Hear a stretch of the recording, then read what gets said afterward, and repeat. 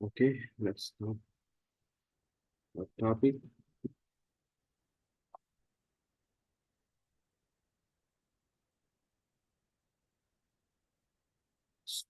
I have copied a link in the chat box, the YouTube video. You can see it is in a long, lengthy video, 14 minutes video. You can refer that video for how the sugar processing happens in a factory. Okay.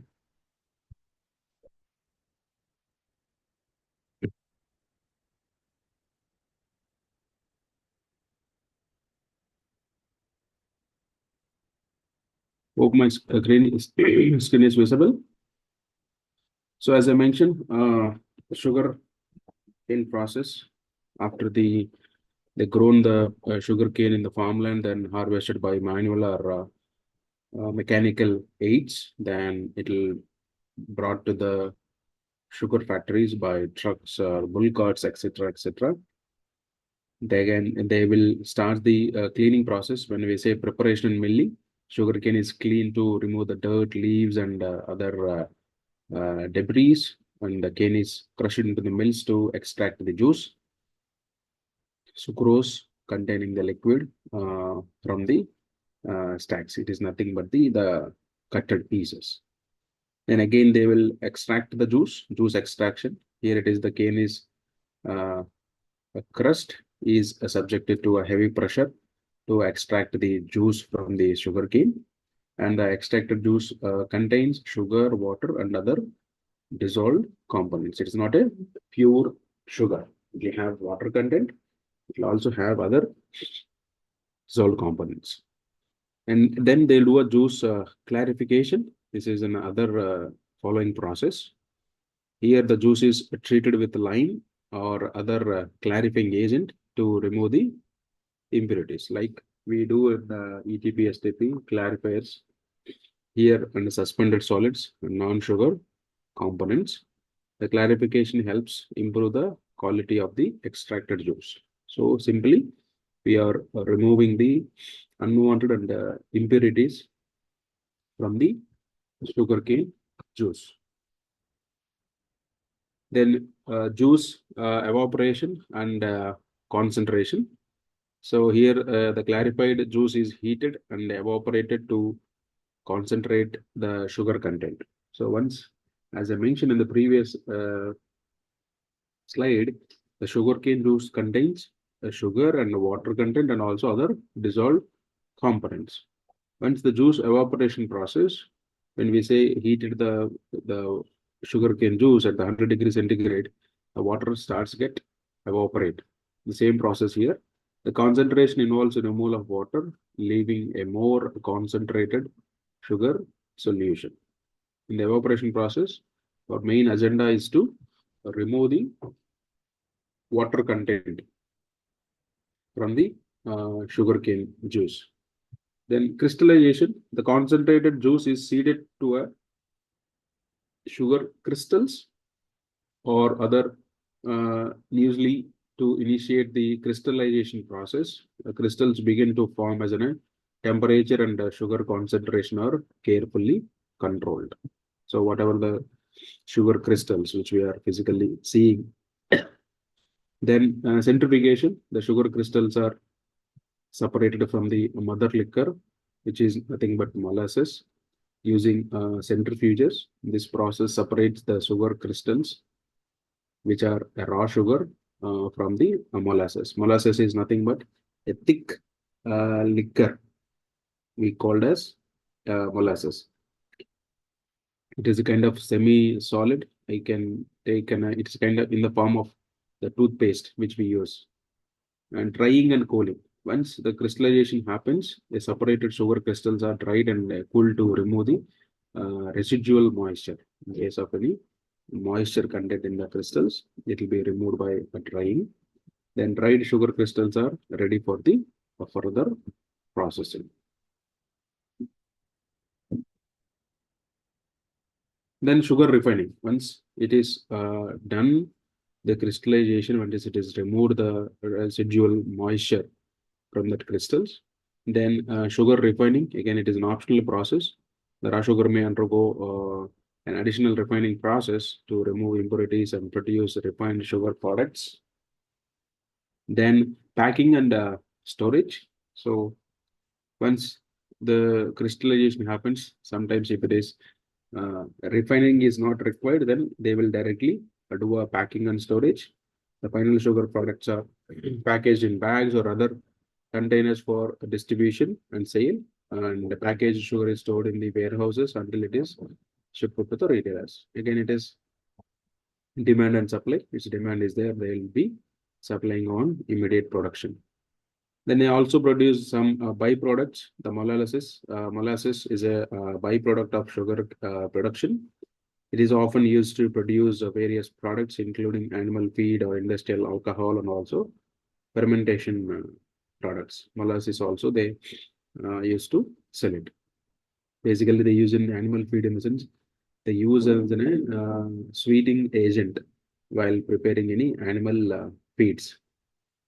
And ethanol and other products, if applicable, in some facilities, sugarcane may also be used to produce ethanol for the fuel and other industrial purposes also. It is not common in all the facility, but few facilities, they may have the ethanol production as well. Okay. Now we'll see the industry poses several health hazards to the workers due to the nature of its process and tasks involved. These hazards can vary depending on the specific tasks and equipment used and work environment. We'll see some of the hazards. After the class, you will definitely see the video which I have added in the chat box so that you will understand or you can able to visualize what type of hazards will be there in this industry. So when we see a chemical exposure, so chemical exposure, where it will happen? Pesticides and agrochemicals. If the workers in cultivating during the cultivation process, harvesting the sugar cane, may be exposed to the pesticides and also other agrochemicals used for the pest control. And prolonged exposure can lead to skin irritations, respiratory tissues, and also long-term health effects. So if you see, even agriculture industry also completely unorganized. So they used to mix these chemicals with their bare hands. Like industries, they won't have any gloves or mask. Only people who are aware about the hazards with those chemicals, they only use all the precautions, especially in the foreign countries. But if you see in India, it is very less. I can say not even a 0.111% also. Most of them, they use their bare hands to mix these chemicals. So definitely there will be a contamination. As we see as we know, the chemical will enter in different ways, either by absorption, ingestion, inhalation, or injection.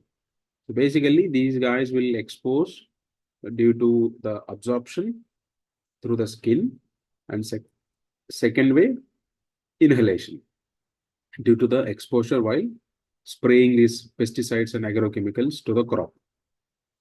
Then chemical processing. So workers in processing area may be exposed to the chemicals used for juice clarification, crystallization, and other storage of sugar production. So chemical exposure can cause skin irritation, respiratory problems, and other health issues. One is during the cultivation process, and another health exposure or chemical exposure during the processing plants. Then heat stress, dehydration. So harvesting and field works.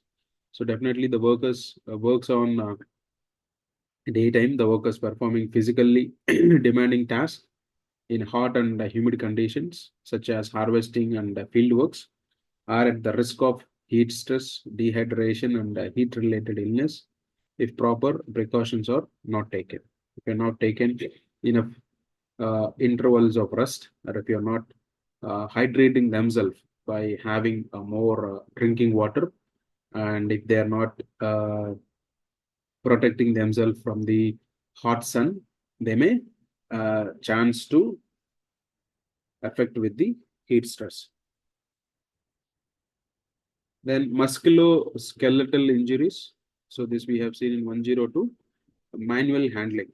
So when I say manual handling, workers involved in manual tasks like cutting, lifting, carrying the sugar cane can develop musculoskeletal injuries, including strains, sprains, and back injuries due to repetitive motions and heavy lifting. So when I say musculoskeletal injuries, these are again irreversible in some cases. If the damage is more, again these are irreversible. Improper ergonomics. So improper ergonomics in the sense the position they work. It is completely a poor ergonomic position. So poor ergonomics in the workstations like equipment operators, even lifting techniques can contribute to the musculoskeletal disorders. It will be there in the harvesting, in the farmland, as well as in the manufacturing process. Noise exposure. So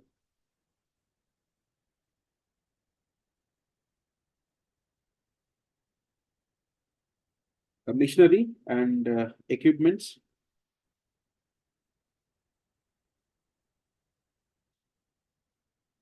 generate heavy noise. Here they use heavy machinery for crushing this sugar cane. So definitely there is a noise which will generate during the process of crushing and milling, cutting the sugarcane pieces. So here, particularly during a cane crushing and processing, can result in a long-term hearing damage if the workers are not provided with any proper hearing protection. So as I mentioned earlier, so hearing loss is also a one of the occupational disease, which is already declared by the Factories or Factories Act.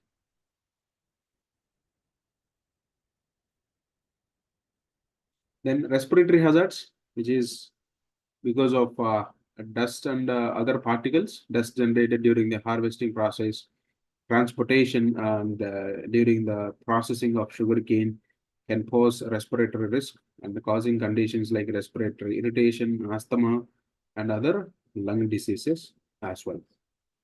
And then heat-related illness like heat stroke.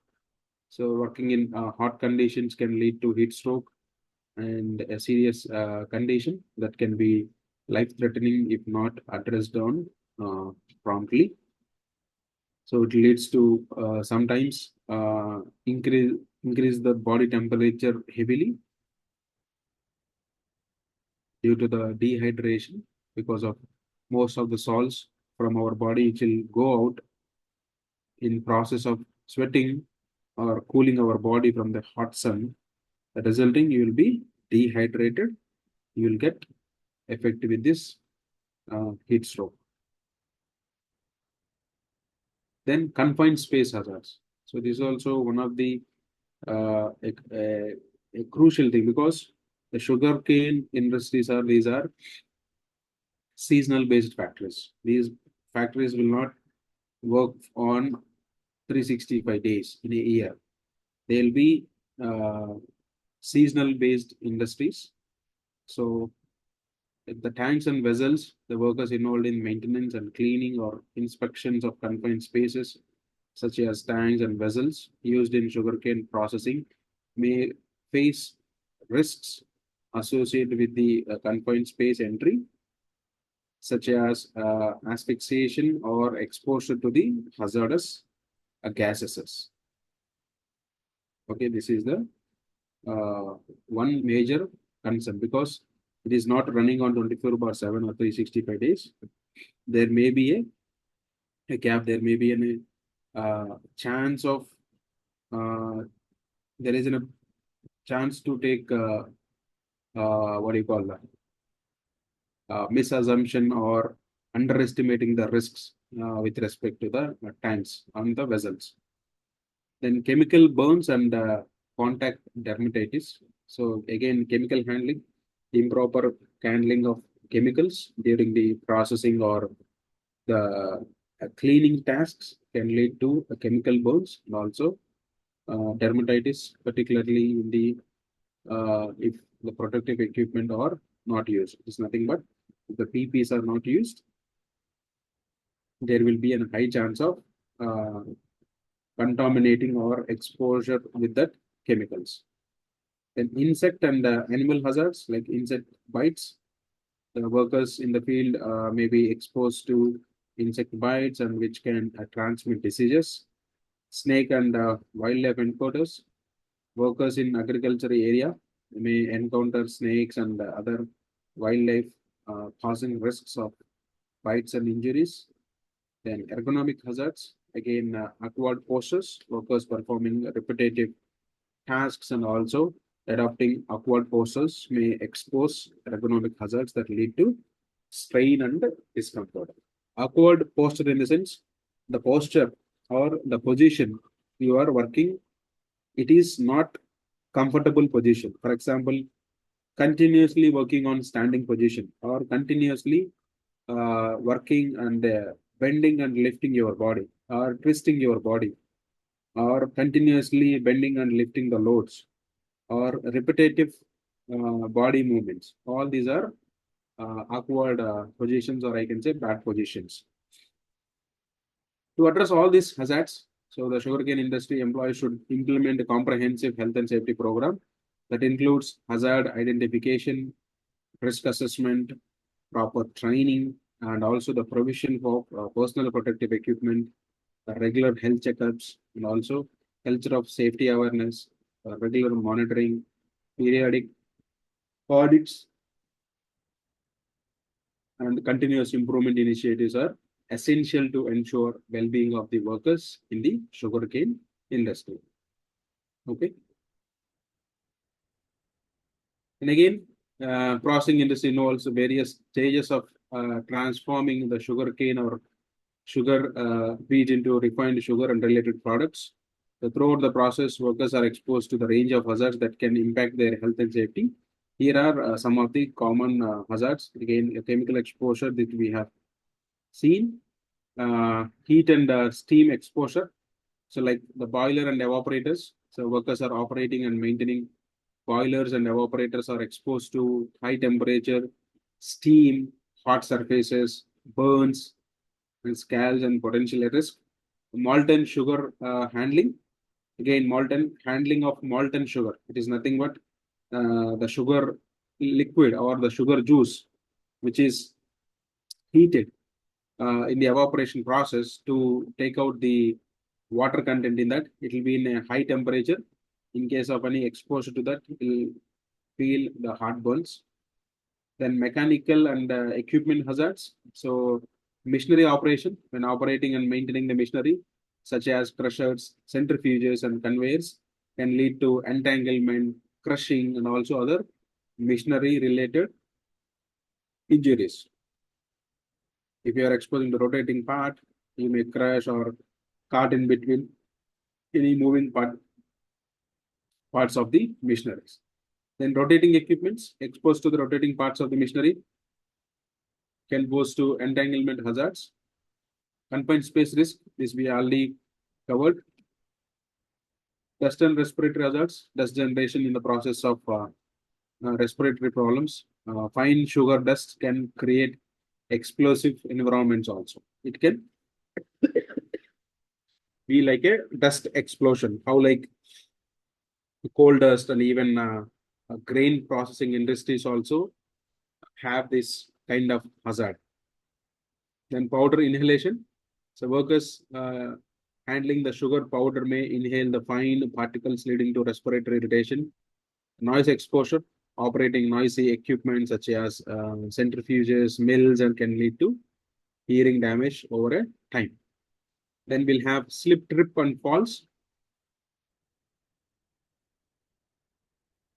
Like wet surfaces, wet floors, due to the spills and cleaning can result in spills and falls. And even uneven surfaces, uneven flooring, or any debris, walkways can contribute to the tripping hazards. Then electrical hazards, these are common. So definitely our all prime movers are running by the electrical energy. Electrical equipment workers are dealing with electrical component or equipment can face electricity, not properly trained and protected. The chemical releases and also spills. Again, chemical storage and handling. So improper storage and handling of chemicals can result in the leakages, spills that can pose risk to the workers as well as environment.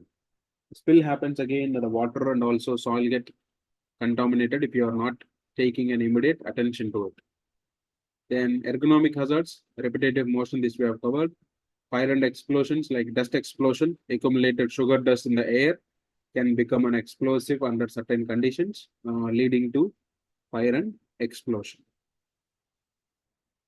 Burns from steam and hot liquids, steam and boiling liquids, workers dealing with steam or hot liquids may be a risk to the burns and scalds, chemical exposure and material handling risk and heavy lifting. So the manual handling of heavy stocks and also containers can lead to musculoskeletal injuries. Then how we can prevent all these hazards and how we can safeguard our employees. So basically a proper training and use of personal protective equipments, hazard identification, risk assessment, safety protocols like safety do's and don'ts and procedures, work instructions, and preventive maintenance for all the crucial and also for mitigating these hazards in sugarcane process industry, and regular safety audits and continuous monitoring of the work environment and also involvement of workers in safety initiatives contribute to the safer working environment. So continuous workers participate in safety initiatives in the sense in part of reporting safety suggestions, reporting near misses, like participating in safety promotional activities like safety competitions, and participating in 5S implementation, housekeeping activities, and attending people in safety training programs. I have seen some of the industries, they won't allow their staff to safety trainings as well. They'll be give very less numbers. They may always put a point that we have a production urgency, etc., etc. So always the production is important, but safety is first always. If the people are not safe, your production never happen. Okay. That is for today. If you have any questions, we can discuss.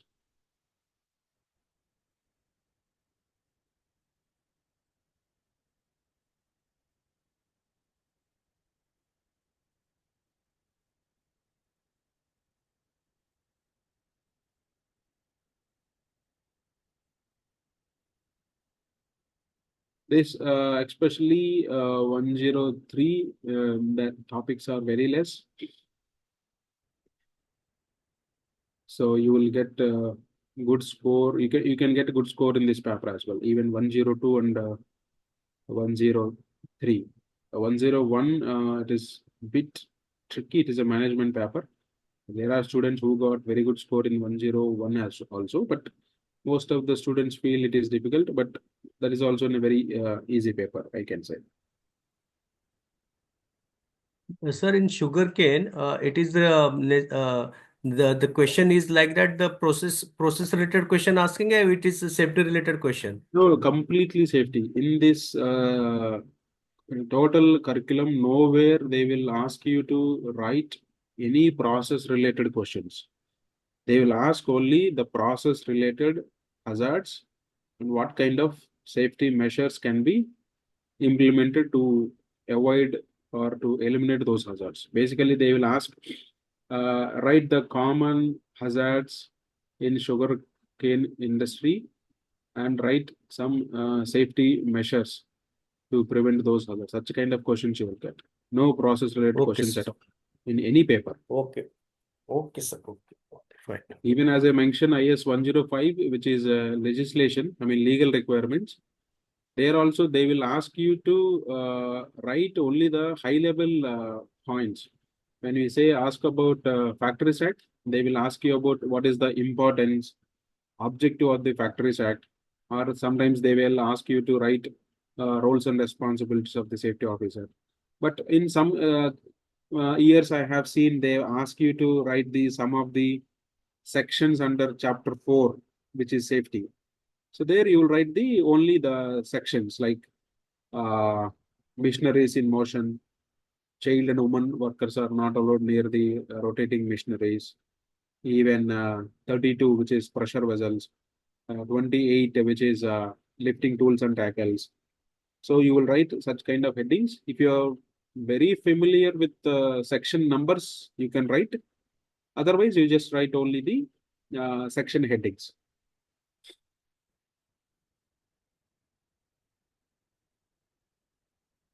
Yeah. Okay.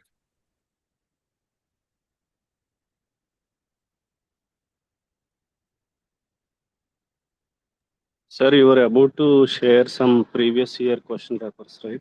When will you share? As I mentioned, it is not now. After the completion of the syllabus, we'll review all the previous year question papers. If I share now, it looks I have leaked the paper already. You'll not focus on concepts. You'll be focused on only question and answers, like how we practice in our 10th and +2. There we'll get important question books, the big one. Only we'll answer, read the question, and then we'll by heart the answer. Don't go with that concept. Sir, Mostly, actually, we are working professionals, na? It was almost for 20 you, years even after. Srinivas, I promise you, for you people, this course is very easy, dead easy. You will definitely get very good score. You believe me. Yes, sir. You attend all the Just for classes. Yeah. okay. Just for You, knowing, sir, what is the format of questions? At least one paper. Any okay. subject, one paper is required, sir. Can I Just show one paper, one model paper? yes. Just give me a minute, please. I'll show you one model paper. Just to That is have an idea, sir, not yeah. to. That is the right ask. As Srinivas asked, that is the right ask. I'll definitely show. Uh,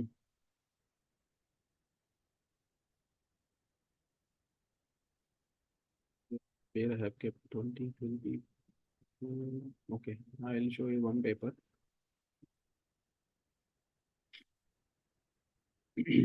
So basically, the question paper pattern, I'll show you one IS 102.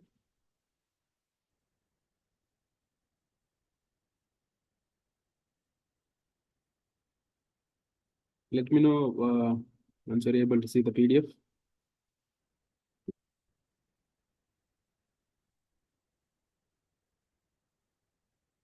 Hope it is visible, right? Yes. Okay. So if you ask me about the question paper pattern, there are two sections. The one section is the short answers, where you will ask 10 questions. You have to answer 10 out of 10. It will be carrying 30 marks. So where there is in a second section where it is long answers. So here you have to answer 5 questions out of 8 questions. So here you'll get 50. So totally the external exam you are writing for 80 marks, and you will have 20 marks as an internal examinations. Okay, you are attending exam for 80 marks for the 8 papers, and the IS 109, it is a project that is for 75 external and 25 internal. Okay, total 900 marks. When I say IS 102, so if you see the questioner defined a term ergonomics, what are the requirements of storing material indoors, what is inherent safety, effects of heat stress, different types of scaffolding components, what is mean by acoustic material, hazards in electrical energy, and what are the few types of severity of electricity. See, if you see factors of severity. So when I say factors of severity, so it depends on the time, amount, the condition of resistance of the body, the voltage, everything will be the factors. Based on that, the severity of the electricity will differ. Then write the used equipment general checklist. So what are the checkpoints you do if you go to an equipment? Then write safety precautions in general machine shop. Explain selection and design of guards. List of common scaffolding hazards. Explain different methods of verification measurement. And adverse effects of noise, noise-induced hearing loss. These are just definitions. You can elaborate more. And explain static electricity controlling techniques. Explain a hierarchy of risk controlling reduced by noise.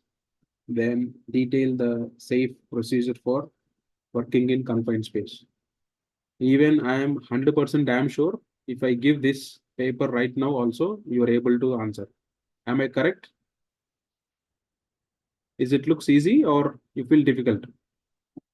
Yes, sir. Most of the things we can address. Most of the questions we covered in our lectures, right?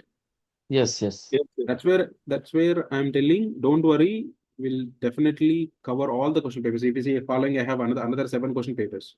Most of the question papers are same. Even some of the papers, what will happen? They will ask the complete paper, which will repeat previous year question papers. But it has happened only twice since last 7 years. But nowadays it is not happening. Maybe due to some issues, they would have used the same question paper which is asked in prior last year's papers.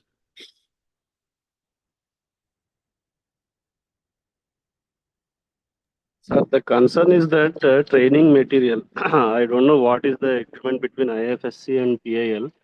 Are you going to provide any material in hard copy format or only electronic?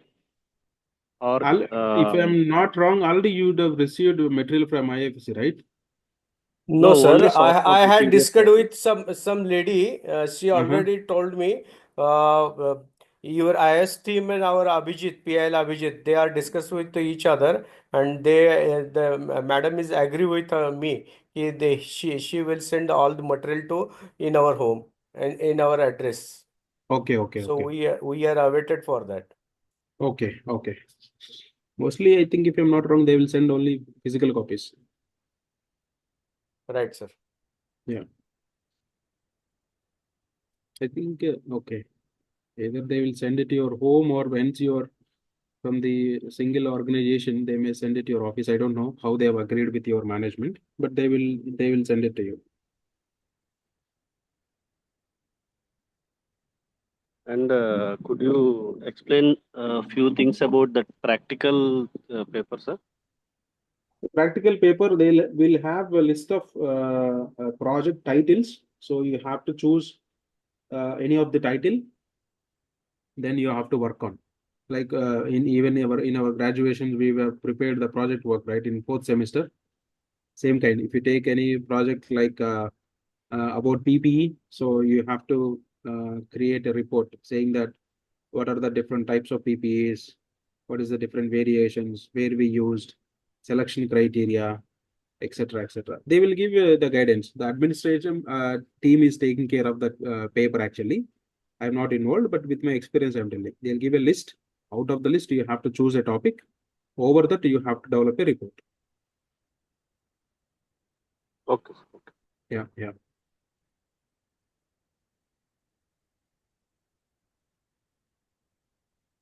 Okay, we have another minute. Any further questions?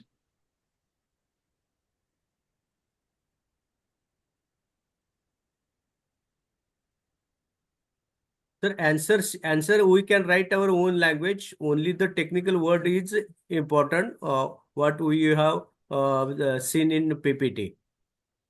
You can write answer question to the answer, sir. So basically, you should not write stories. If you write a stories, definitely you lose a mark. At least, for example, if a long answer, at least you have to write minimum 15 points. Or if you can write bullet points, that is more easier for the evaluator. Okay. Yeah. The question to the answer. Maybe initial points you can write whatever the question to answer you have at least 6, 7, 8 points. Later you are not aware what to write. Then there you can use your work experience. You can put the answers. But initially, I suggest be stick with the question to answer. Once you are not in a helpless situation, you have to write based on your experience and knowledge. Okay, sir. Yeah.